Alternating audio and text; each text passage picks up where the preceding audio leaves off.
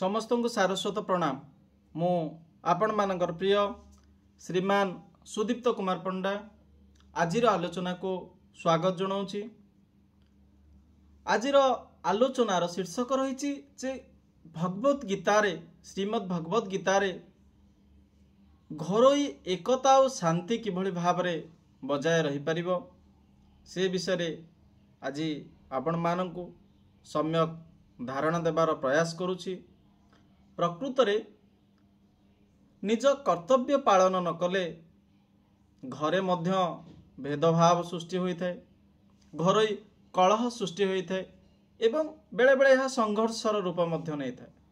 जदि आमे निज कर्तव्य पालन करिबा नाही ताहले घरोई अशांति देखा देई थाय एवं साधारणतः स्वार्थपर एवं आमे जहाको पेटु व्यक्ति बोली कहि थाउ कि जो माने स्वार्थी से मानगो परिवार रे केहिले मध्य भल पांती नाही एवं जो माने निजर स्वार्थ त्याग पूर्वक निज कर्तव्य द्वारा समस्त को सुख देवा पई इच्छा प्रकाश करती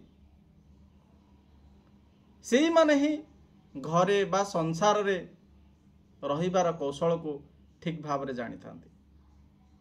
निज कर्तव्य पालन कले अन्य मानंकु कर्तव्य पालन करने निमित्त मध्य प्रेरणा मिलता है एवं घरर जो माने सान से माने मध्य एथिरु वयोज्येष्ठ व्यक्ति मानक ठारू गुरुजन मानक ठारू से माने किभली भाव रे ना घरे रहिबार कौशल जो सहनशीलतार कौशल को से माने ए वरिष्ठ गुरुजन मानक ठारू शिखि थांती एवं जदि घरे स्वार्थी व्यक्ति भाव रे आमे जदि कहिबा जो माने निज कर्तव्य पालन करती नाही हिंसा मनोभाव रखती ता द्वारा घरे निश्चित भाव रे कौन आसीबो ना अशांति देखा देबो, संघर्ष सृष्टि हेबो, भेदभाव सृष्टि हेबो।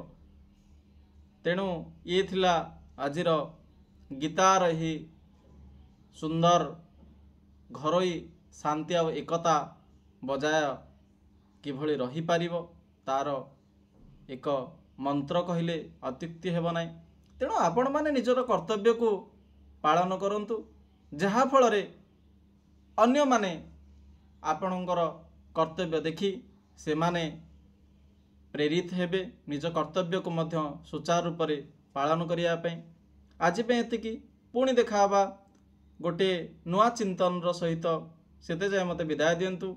समस्त को पुणी थरे धन्यवाद जनाऊछि।